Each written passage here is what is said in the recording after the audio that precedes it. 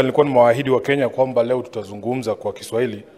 Manake nilikuwa natarajia kwamba mswada wangu wa kuzungumzia masuala ya vile ambavyo wa Kenya walidhalilishwa kule Tanzania utakuwepo leo, lakini wacha nizungumzie hii hoja ambayo imeletwa na Mheshimiwa Boni Khalwale.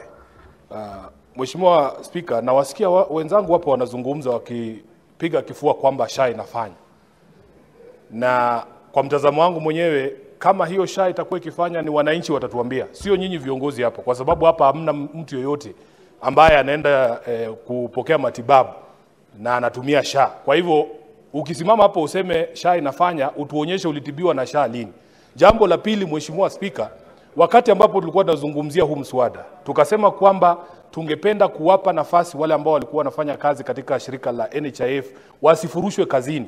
Mimi mwenyewe kama senator wa Nairobi ndio nilileta mabadiliko katika mswada ule wa kusema kwamba wale ambao wako pale wapewe nafasi ya kwanza pasi na kutarajiwa ama kutakiwa kufanya interview tena, Mheshimiwa Speaker.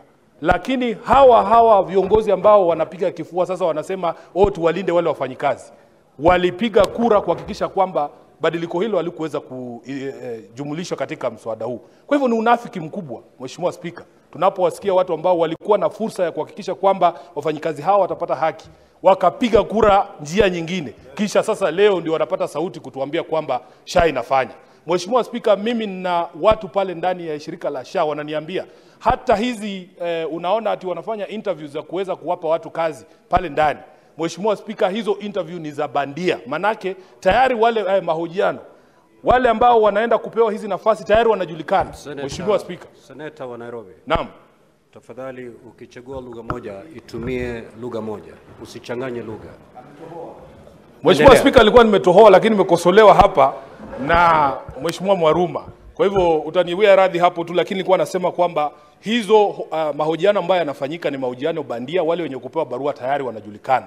Jambo la kutamausha zaidi, Mheshimiwa Speaker, ni hata hawa ambao wamechaguliwa juzi kama madirector, Mheshimiwa Speaker, walikuwepo kwenye rada ya tume ya maadili na kupambana na ufisadi. Na sasa hivi nitaweza kuleta hoja hapa kuweza kuleta ushahidi kwamba wale ambao wamepewa hizi nafasi tayari walikuwa na tuhuma za ufisadi, na walikuwa ile shirika la EACC tayari walikuwa wametangaza kwamba hawa jamaa wanafaa waende mahakamani wakajibu mashtaka yanayoambatana na mambo ya ufisadi. Sasa itakuwaje tena leo wamekuwa wasafi yetu wanapewa nafasi katika shirika la SHA? Kwa hivyo Mheshimiwa Speaker, nataka kuomba hawa ndugu zetu maseneta wenzangu kwamba iwapo huna habari kamili usije hapa ukasema mambo ya uongo, mambo ambayo huyaelewi.